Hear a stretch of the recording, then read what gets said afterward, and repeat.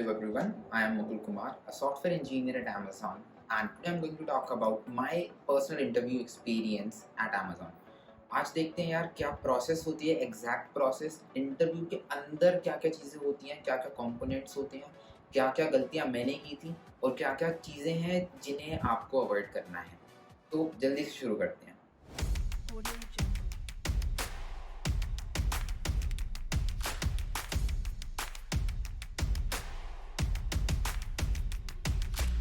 Audio Jungle.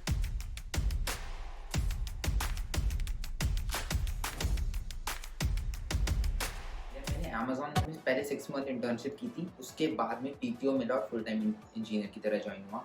Amazon की hiring process भी बाकी कंपनीज की तरह सिमिलर है। बाकी कोई भी फैंग कंपनी हम ले लें, फेसबुक, अमेज़न, माइक्रोसॉफ्ट, गूगल या और भी कोई बिग टेक कंपनी, सबकी सिमिलर हायरिंग टेक्निक्स होती हैं, सब सेम तरीके से हायर करते हैं। इन सब कंपनीज में सबसे पहले एक ऑनलाइन टेस्ट होता है, उसके बाद आपके होते हैं टेक्निकल इंटरव्यूज़ और एंड में आपके मैनेजेरियल या फिर बार रेजिंग इंटरव्यूज़ होते हैं। तो अमेज़न की इंटर्नशिप के लिए जब मैंने अप्लाई किया था तो सबसे पहले मुझे ऑनलाइन टेस्ट फेस करना पड़ा था। ऑनलाइन टेस्ट के अंदर क्या होता है, 2 टाइप के ऑनलाइन टेस्ट होते हैं। पहला जो प्योर डीएसए के ऊपर बेस्ड होता है, आपको 90 मिनट्स मिलेंगे, 2 डीएसए के क्वेश्चंस करने होंगे और सारे के सारे टेस्ट केस पास होने चाहिए। ये थोड़ा-सा मुश्किल लगता है लेकिन करना पड़ता है, जिस हिसाब से कॉम्पिटिशन है। अगर आप सारे टेस्ट केस पास नहीं करते हैं, कुछ 1-2 टेस्ट केस भी मिस हो जाते हैं, तब भी आपके चांसेस काफ़ी लो हो जाते हैं सिलेक्ट होने के। दूसरा जो ऑनलाइन टेस्ट होता है उसमें क्या होता है, एक डीएसए का क्वेश्चन होता है और उसके अलावा बाकी सारे एमसीक्यूज होते हैं। अब यार एमसीक्यूज जो होते हैं वो होते हैं डीबीएमएस के ऊपर, ऑपरेटिंग सिस्टम के ऊपर, कंप्यूटर नेटवर्किंग के ऊपर, ऑब्जेक्ट ओरिएंटेड प्रोग्रामिंग के ऊपर और आपके बाकी जो नॉर्मल कोर सब्जेक्ट्स हैं उनके ऊपर आपके एमसीक्यूज होते हैं। इसमें लोग क्या करते हैं, डीएसए तो सॉल्व कर देते हैं, डीएसए का एक सिंपल प्रॉब्लम वो तो सॉल्व कर देते हैं, लेकिन एमसीक्यू से मार्क खा जाते हैं। तो इसमें हमें एमसीक्यूज़ पर भी उतना ही ज़ोर देना है जितना हम डीएसए की प्रॉब्लम करते हुए देते हैं। तो दोनों का चीज़ों का समेशन आपका एंड स्कोर बनेगा और उसके बाद आपका इवैल्यूएशन होगा। ये तो हो गई ऑनलाइन टेस्ट की बात। आगे बढ़ने से पहले एक बात करते हैं ज़बरदस्त वेबसाइट की, जहाँ से आप अपने आप को अपस्किल कर सकते हैं, टेक्निकल नॉलेज ले सकते हैं और एट द एंड सबसे बेस्ट पार्ट जॉब भी ले सकते हैं। हम बात कर रहे हैं ऑब्वियसली न्यूटन स्कूल की। न्यूटन स्कूल आपको काफ़ी सारी ट्रेनिंग्स प्रोवाइड करता है, वहाँ पर आप सीख सकते हैं। आप मैटर नहीं करता आप टेक बैकग्राउंड के, नॉन टेक के, साइंस, कॉमर्स, आर्ट्स, किसी भी बैकग्राउंड के हो सकते हैं आप। अगर आप टेक में जाना चाहते हैं तो आप कोर्सेज ज्वाइन कर सकते हैं। और न्यूटन स्कूल का कंसेप्ट है पे आफ्टर प्लेसमेंट का, जिसमें कि आपको 5 लाख की मिनिमम प्लेसमेंट गारंटी करते हैं। मैंने तो आसानी से 30-40 लाख वाली जॉब लगते हुए भी देखा है। आपको कोई फ़ी नहीं देनी होती, आप ज्वाइन करते हो, 6 महीने की ट्रेनिंग लेते हो, सीखते हो वो सारी चीज़ें और एंड में आपको जॉब मिलती है। जॉब मिलने के बाद में आप पे करते हो। आपके मेंटर्स बहुत बढ़िया होते हैं, बहुत बढ़िया प्लेटफ़ॉर्म है, तो नाम याद कर लो न्यूटन स्कूल और जाओ चेकआउट करो। ऑनलाइन टेस्ट के बाद में आपके होते हैं टेक्निकल इंटरव्यूज़। इंटर्नशिप के लिए आपके 2 टेक्निकल इंटरव्यू होते हैं, फुल टाइम पोज़ीशन के लिए आपके 2 या फिर 3 टेक्निकल इंटरव्यूज़ होते हैं। अभी जो टेक्निकल इंटरव्यूज़ होते हैं ना, ये बहुत टिपिकल होते हैं। मैक्सिमम कंपनीज़ में सेम फॉर्मेट फ़ॉलो होता है। अमेज़न में क्या होता है, 60 मिनट्स तक का ये टेक्निकल इंटरव्यू होता है। इसमें हम चेक करते हैं पर्सन की प्रॉब्लम सॉल्विंग स्किल्स, कि यार वो प्रॉब्लम को किस तरीके से सॉल्व कर पा रहा है डेटा स्ट्रक्चर्स और एल्गोरिदम्स को यूज़ करने के बाद में। डीएसए एक टूल है, उस टूल को यूज़ करके एक पर्सन प्रॉब्लम को सॉल्व कर पा रहा है या फिर नहीं कर पा रहा है। ये चीज़ असेस करी जाती है इन टेक्निकल इंटरव्यूज़ में। तो यार टेक्निकल इंटरव्यू 60 मिनट का होता है। हम एक्सपेक्ट करते हैं 2 क्वेश्चन तो वो सॉल्व कर ही दे और क्वेश्चंस होते हैं मीडियम लेवल के। दोनों के दोनों टेक्निकल इंटरव्यूज़ में सेम फॉर्मेट फॉलो होता है। इंटरव्यूअर जॉइन करता है, अपना इंट्रोडक्शन देता है, आपका इंट्रोडक्शन लेता है, थोड़ा बेसिक आपके रिज्यूमे के बारे में पूछते हैं। अगर कुछ इंटरेस्टिंग चीज़ें होती हैं तो वो भी बहुत ज़्यादा अच्छे से पूछी जाती है। जैसे मेरे केस में मेरे रिज्यूमे में अच्छे प्रोजेक्ट्स थे एंड्रॉयड से रिलेटेड और मैंने जीसॉफ्ट पर भी काम किया हुआ था। और मेरे जो इंटरव्यूअर थे उन्होंने भी बताया था वो एंड्रॉयड पर ही काम कर रहे हैं अमेज़न के अंदर। तो उन्हें मेरे प्रोजेक्ट्स काफ़ी ठीक लगे थे, इसीलिए 30 मिनट तक का डिस्कशन चला था मेरे प्रोजेक्ट्स के ऊपर। वो क्वेश्चंस पूछे जा रहे थे, रैपिड राउंड की तरह हम कह सकते हैं, और मैं आंसर दिए जा रहा था। मतलब एक बहुत हेल्दी डिस्कशन चला था और उससे मुझे लगता है काफ़ी अच्छा एज मिला था मुझे उस इंटरव्यू के अंदर। लेकिन जनरली इतना ज़्यादा नहीं होती हैं चीज़ें और कुछ इंटरव्यूअर्स होते हैं डायरेक्टली स्टार्ट कर देते हैं कि यार चलो डायरेक्टली डीएसए के क्वेश्चन से स्टार्ट करते हैं। तो वो आपको एक नोटपैड का लिंक देंगे, आपको वहाँ पर एडिटिंग करनी है, आपको वहीं पर ही वो क्वेश्चन पेस्ट कर देंगे, एक्सप्लेन कर देंगे क्या क्वेश्चन होता है। अब क्वेश्चन एक्सप्लेन करने के बाद में मेन चीज़ आती है यार, कि आपको उस क्वेश्चन के अंदर देखना होता है कि कुछ मिसिंग इन्फॉर्मेशन तो नहीं है। जैसे अगर मैं एक एग्जांपल दूँ, मैं अगर मान लीजिए इंटरव्यूअर हूँ, मैंने एक क्वेश्चन पूछा कैंडिडेट से कि यार मैं एक नंबर दूँगा, तुम्हें बताना है कि अगर वो 2 से डिविजिबल है तो येस प्रिंट कर दो, ठीक है? अब कैंडिडेट की रिस्पॉन्सिबिलिटी है कि वो एज केस ढूँढे या फिर मिसिंग इन्फॉर्मेशन ढूँढे इस इनिशियल फेज़ के अंदर। तो वो इसके अंदर इस केस के अंदर मिसिंग इन्फॉर्मेशन हो गई कि यार कैंडिडेट पूछ सकते हैं इंटरव्यूअर से कि सर ठीक है, अगर 2 से डिविजिबल है तो मैं येस प्रिंट कर दूँगा, लेकिन अगर 2 से डिविजिबल नहीं है, उस केस में मुझे क्या करना है? नो प्रिंट करना है, -1 प्रिंट करना है, या उस कंडीशन में मुझे क्या चीज़ करनी है ना? तो ये वाली चीज़ें इस इनिशियल फेज़ में जितनी जल्दी सही से समझ में आ जाए, उतना ज़्यादा बेहतर रहता है। जब ये चीज़ें समझ में आ जाती हैं, आपको अपना ब्रेन यूज़ करना है और ज़्यादा इफ़ेक्टिवली सारा ध्यान फ़ोकस करना है एक चीज़ के ऊपर, और वो चीज़ है एक ब्रूट फ़ोर्स सॉल्यूशन ढूँढना।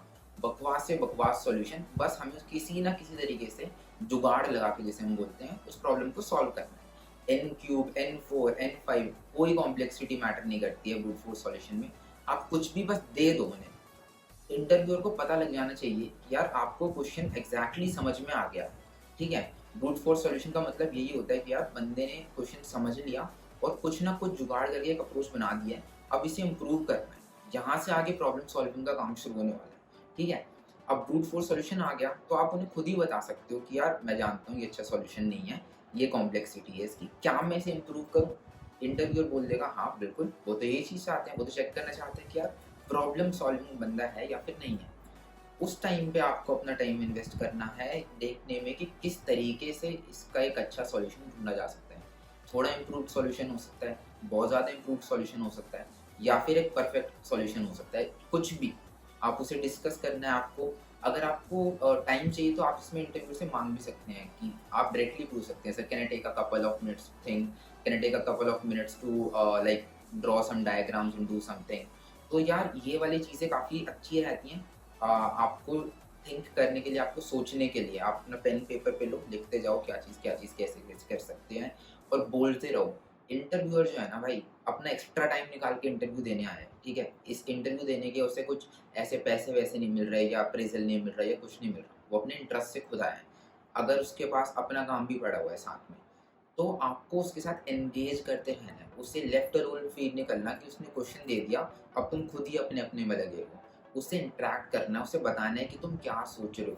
जो भी तुम्हारे दिमाग में अप्रोच चल रही है, बोलते रहो, एक्सप्लेन करते रहो, सोचते रहो, ट्राई करते रहो। गलत हो, सही हो, कोई दिक्कत की बात नहीं है। मेरे सेकंड राउंड में मेरे साथ ये हुआ था, मैं एक क्वेश्चन था, उसके अप्रोच में डीपी-वीपी पता नहीं क्या-क्या रिकर्शन वगैरह सोचने लग रहा था और कुछ ना कुछ बनाने की कोशिश कर रहा था। आंसर उससे भी आया था। इंटरव्यूअर ने मुझे बस एक हिंट दी कि तुम इतना डीप में क्यों जा रही हो? तुम नॉर्मल अप्रोच से ट्राई करके देखो, कुछ नॉर्मल से हो जाए तो। और उस एक हिंट ने मेरा बहुत सारा टाइम वेस्ट होने से बचा लिया। वरना तो मैं एक अप्रोच के ऊपर लगा रहता, बहुत टाइम वेस्ट हो जाता और शायद इंटरव्यू क्लियर भी ना होता। लेकिन मैंने उस हिंट को समझा और जल्दी से अपनी अप्रोच को इम्प्रूव करना शुरू कर दिया। जब आप एक अच्छा सॉल्यूशन ढूँढ लेंगे, तो आपको उसे सही तरीके से एक्सप्लेन करना है इंटरव्यूअर को। एक एग्ज़ाम्पल लेके भी एक्सप्लेन कर सकते हैं। अगर इंटरव्यू सैटिस्फाई होता है उस टाइम कॉम्प्लेक्सिटी के ऊपर, उस स्पेस कॉम्प्लेक्सिटी के अंदर, तो इंटरव्यूअर कह देगा कि चलो ठीक है, अब इसको कोड करते हैं। वरना वो कोशिश करेंगे कि यार ट्राई करो थोड़ा-सा और इम्प्रूव करने की, ठीक है? तो इसमें क्या है, मान लेते हैं हमने एक अच्छा सॉल्यूशन ढूँढ लिया। अपन जो है भाई, कैंडिडेट जो है वो बढ़िया कोडर है एकदम, उसने बढ़िया तरीके से प्रॉब्लम को सॉल्व कर दिया, सही तरीके से अप्रोच ढूँढ लिया। तो अब इंटरव्यूअर बोलता है उसे कोड करो। अब कोड करने में आपको ज़्यादा टाइम इन्वेस्ट नहीं करना होता, 5 से लेकर 10 मिनट, 10 मिनट तक सफिशिएंट है मुझे लगता है कोड करने के लिए, क्योंकि आप पहले से उस अप्रोच को समझ चुके हो और समझा भी चुके हो। तो आपको जल्दी-जल्दी कोड करना है और कोड करने के बाद में सबसे इम्पोर्टेंट फेज़ आता है, आपको अपने आप को जस्टिफ़ाई करना है। आपको अपने कोड को जस्टिफ़ाई करना है और प्रूव करना है कि ये कोड चलेगा। वहाँ पर इंटरव्यूअर आपके कोड को डायरेक्टली रन नहीं करने वाला, है ना? इतना ऐसा नहीं है कि वो रन करके चेक करेगा कि कितने टेस्ट केसेस चल रहे हैं। वहाँ पर आपके कोड को समझा जाएगा डायरेक्टली। वहाँ पर आपको अपने कोड को प्रूव करना है इंटरव्यूअर को कि सर ये देखो, ऐसे-ऐसे ये हो रहा है और ये चीज़ ऐसे-ऐसे करके ये आउटपुट लाएगी। तो आप क्या कर सकते हो, आप एक एग्ज़ाम्पल ले सकते हो। आप अगर एक ड्राई रन के लिए एग्ज़ाम्पल लो, ड्राई रन करते चले जाओ। अगर आप ऑनलाइन इंटरव्यू दे रहे हो तब तो आपको इसकी अच्छे से प्रैक्टिस आनी चाहिए कि यार माउस से मैं इसे हाइलाइट करूँगा ऐसे-ऐसे, यहाँ पे एक एक्स की वैल्यू लिख दूँगा, वाई की वैल्यू, फर्स्ट आइटरेशन में एक्स वाई की वैल्यू ये हो गई, सेकंड आइटरेशन में ये हो गई, थर्ड आइटरेशन में ये हो गई, ऐसे ऐसे करके ये आंसर आ गया। अगर कोई इंटरव्यूअर के पास एज केस होगा तो वो तुम्हें एज केस देंगे और तुम उसे ट्राई रन करके दिखाना। तो यहाँ पर आपको ये चीज़ प्रूव करनी होती है। मैंने बहुत सारे इंटरव्यूज़ ऐसे देखे हैं जिसमें बंदा बहुत बढ़िया कोडर होता है, मतलब इंटरव्यूअर को भी पता होता है कि यार ये कोड ठीक है, बस वो प्रूव नहीं करवा रहा सामने वाले बंदा। सिर्फ इस वजह से लोग रिजेक्ट होते हैं, इसीलिए ये इंटरव्यू का काफ़ी इंपॉर्टेंट फेज होता है। जब आपका ये क्वेश्चन खत्म हो जाता है, इंटरव्यू सेटिस्फाई हो जाता है, तब वो नेक्स्ट क्वेश्चन पे चलते हैं और सेम प्रोसेस नेक्स्ट क्वेश्चन के लिए भी होती है। तो 60 मिनट जो है ना, मतलब 30 मिनट हम डिवाइड कर लेते हैं 2 क्वेश्चंस के लिए। उसमें से थोड़ा थोड़ा इंट्रो हटा दो, चलो इंट्रोडक्शन हो गया, थोड़ा और पानी पी लिया आपने या कुछ और मिस हैपनिंग हो गई, इंटरनेट डाउन हो गया, 5-5 मिनट और हटा दो। तो आपके पास एक क्वेश्चन सॉल्व करने के लिए 25-25 मिनट होते हैं आइडियली। वैसे तो यूजुअली मैंने इंटरव्यूज़ को एक्सटेंड ही होते हुए देखा है, लेकिन 25-25 मिनट में एक क्वेश्चन को सॉल्व करना काफ़ी मुश्किल रहता है ना? तो यहाँ पर आपसे ये नहीं चेक कर रहे कि भाई बंदा क्वेश्चन सॉल्व कर पाएगा या नहीं कर पाएगा। यहाँ पर चेक करते हैं कि भाई बंदा कितने एफर्ट्स मार रहा है, कितना हासिल कर रहा है, कितने कम्युनिकेट कर रहा है, क्या कुछ हिंट्स कैच कर रहा है, हिंट्स माँग रहा है, एज केसेस पूछ रहा है, प्रॉब्लम को सही तरीके से समझ पाया है या फिर नहीं समझ पाया है। फिर देखते हैं उसकी कोडिंग कि यार कोडिंग में उसने किस तरीके से कोड किया है। मैंने एक इंटरव्यू देखा था जिसमें फॉर लूप के अंदर आई की जगह पर वो आइटरेटर लिख रहा था, iterator is equal to iterator less than equal to 10। वो सब करने की ज़रूरत नहीं है, इंटरव्यू को भी पता है कि भाई फॉर लूप है, ये चीज़ नॉर्मल आई से भी काम चल जाएगा, ठीक है। जहाँ पर वेरिएबल्स के नाम रखने की ज़रूरत है वहाँ पर रखो, फालतू ज़्यादा कोड को ऐसे कोड क्वालिटी इंप्रूव करने की कोशिश मत करो, उससे कुछ नहीं फ़ायदा नहीं होने वाला है। तो यार ये जो पूरी प्रोसेस होती है सेम 2 के दोनों इंटरव्यूज़ में सेम तरीके से चलती हैं। मेरे में सेम प्रोसेस थी फर्स्ट इंटरव्यू में। अब बात करते हैं एक मिस्टेक जो मैंने की थी, जो कि नहीं करनी होती है। मेरे सेकंड राउंड की बात करूँ, सेकंड टेक्निकल राउंड में पहले तो काफ़ी एक हेवी डिस्कशन हुआ मेरे प्रोजेक्ट्स के ऊपर, 25-30 मिनट वहीं पर ही चले गए आराम से। उसके बाद उन्होंने एक क्वेश्चन दिया मेरे को, उसके ऊपर हमने काफ़ी डिस्कशन किया, प्रॉब्लम सॉल्विंग की काफ़ी सारी, अल्टीमेटली एक अप्रोच आई, कोड की, उन्हें अप्रोच ठीक लगी और फिर 1 घंटा क्रॉस हो चुका था। 1 घंटा पार हो चुका है, फिर उन्होंने नेक्स्ट क्वेश्चन एक और पूछा, ट्री का क्वेश्चन था और ट्री उस टाइम पे मेरा फेवरेट टॉपिक हुआ करता था। ट्री मतलब ऐसे था कि मैंने बहुत क्वेश्चंस कर रखे थे और ट्री समझ में आता था मुझे कैसे हो रहा है, कैसे लूप चलाने हैं, वो वाली सारी चीज़ें। तो ट्री क्वेश्चन दिया उन्होंने, मीडियम लेवल क्वेश्चन था, लेकिन मैंने काफ़ी क्वेश्चंस कर रखे थे तो मुझे लगा कि यार ये तो सही है, ये मैं बहुत चुटकी में कर दूँगा आराम से। उन्होंने बोला था टाइम नहीं है ज़्यादा, तो कोड नहीं करना, बस अप्रोच बता दो। मैंने 60 सेकंड्स के अंदर अप्रोच बताई और उन्होंने बोला कि यार चलो फिर कोड भी कर दो। मैंने नेक्स्ट 60 सेकंड्स के अंदर कोड भी कर दिया। ट्री का छोटा सा कोड होता है, 2 फॉर लूप या एक नेस्टेड वगैरह लूप लगा दो, इतने छोटे से ही कोड होते हैं ट्री के। तो उस टाइम मैंने लगा कि यार ये क्वेश्चन है ना, इस बंदे ने सॉल्व कर रखा है। तो उन्होंने क्या किया कि यार उन्होंने मेरे को डायरेक्टली बोल दिया कि इससे मैं तुम्हारी प्रॉब्लम सॉल्विंग तो जज नहीं कर पाया हूँ इस क्वेश्चन से, तो ऐसे करते हैं एक और क्वेश्चन ले लेते हैं। तो उन्होंने तीसरा क्वेश्चन एक और ले लिया और तीसरा क्वेश्चन थोड़ा एरे स्ट्रिंग से रिलेटेड था और उस वाले क्वेश्चन में क्या था, मेरा फिर से थोड़ा टाइम लगना शुरू होता है। पहले मैंने एक अप्रोच बताई, फिर उन्होंने बोला और इम्प्रूव करो, स्पेस हटाओ बस तुम इसी कैसे भी। तो स्पेस कम करने के चक्कर में 10-15-20 मिनट लग गए। इंटरव्यू मेरा 1 घंटे 30 मिनट तक चला। हमने 3 डे से क्वेश्चन सॉल्व किए, रिज्यूमे में बहुत बढ़िया डिस्कशन हुआ और अल्टीमेटली ये ऐसा इंटरव्यू था जो मेरी लाइफ के सबसे अच्छे इंटरव्यूज़ में से है। इसलिए नहीं बोल रहा हूँ क्योंकि मैंने सिलेक्ट हो गया, इसलिए क्योंकि जो इंटरव्यूअर था वो भी अपना बहुत एनर्जी इन्वेस्ट कर रहा था इंटरव्यू के अंदर, बहुत एक्टिवली पार्टिसिपेट कर रहे थे वो डिस्कशंस के अंदर। मतलब बाकी बड़ी-बड़ी कंपनीज़ में भी मैंने ये चीज़ नहीं देखी है। फेसबुक पे इंटरव्यू दिया था मैंने, वो काफ़ी डल सा था। उसके कंपैरेटिवली ये वाला जो इंटरव्यूअर थे वो बहुत सही थे। तब ये गलती नहीं करनी है तुम्हें कि यार अगर कोई क्वेश्चन ऐसा लग रहा है ना तुम्हें आता है, तुम्हें हो जाएगा तुमसे, इतना खुशी-खुशी में जल्दी-जल्दी से नहीं कर देना। थोड़ा-सा टाइम लेना आराम से, थोड़ी एक्टिंग सी कर लेना बेशक, लेकिन ऐसे लगना चाहिए कि तुमने जेन्युइनली एक प्रॉब्लम सॉल्व की है, नहीं तो वो तुम्हें एक और क्वेश्चन दे दें। तो कम्युनिकेशन, तुम्हारी प्रॉब्लम सॉल्विंग, तुम एज केस ढूँढ पा रहे हो, नहीं ढूँढ पा रहे और तुम्हारी कोडिंग स्किल्स कैसी हैं और तुम अपने कोड को प्रूव कर पा रहे हो कि जस्टिफाई कर पा रहे हो या नहीं कर पा रहे। ये सारी चीज़ें मिलाकर तुम्हारे इंटरव्यू का स्कोर बनता है। ऐसा नहीं है कि यार 2 क्वेश्चन बंदे ने कर दिए तो वो पास हो जाएगा। मैंने ऐसे लोग भी देखे हैं जो कि 2 क्वेश्चन कर देते हैं फिर भी फेल हो जाते हैं।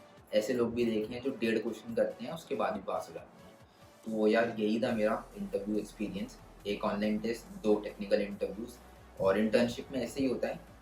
एक मिथ जो मैंने काफ़ी सुना है कि यार इंटर्नशिप के इंटरव्यूज़ ईज़ी होते हैं as compared to full time. ऐसा नहीं होता यार। इंटर्नशिप में भी अगर टेक्निकल इंटरव्यू है ना टीएसए प्रॉब्लम सॉल्विंग का, और फुल टाइम पर भी वही राउंड है, तो उन दोनों की बार एकदम सेम होती है।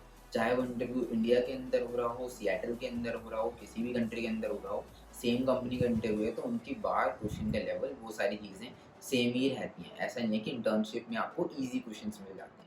इंटर्नशिप में आपको बाहर रीजन राउंड या फिर मैनेजरियल राउंड को फेस नहीं करना पड़ता, आप ये कह सकते हैं। तो यही था यार मेरा इंटरव्यू एक्सपीरियंस। आगे बहुत सारी चीज़ें हैं कि यार इंटरव्यू तक मैं पहुंचा कैसे, ऑफ कैंपस थी opportunity, on campus, school campus, LinkedIn पे ढूंढे कैसे चीज़ों को, रिक्रूटर से कैसे कनेक्ट करें, अपॉर्चुनिटीज़ कैसे लें, इंटरव्यू क्रैक करने के बाद इंटर्नशिप में कैसे परफॉर्म करना है, इन सारी चीज़ों के ऊपर बढ़िया तरीके से बात करेंगे।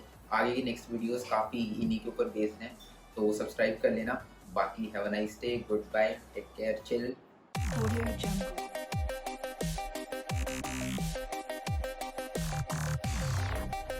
Audio Jungle.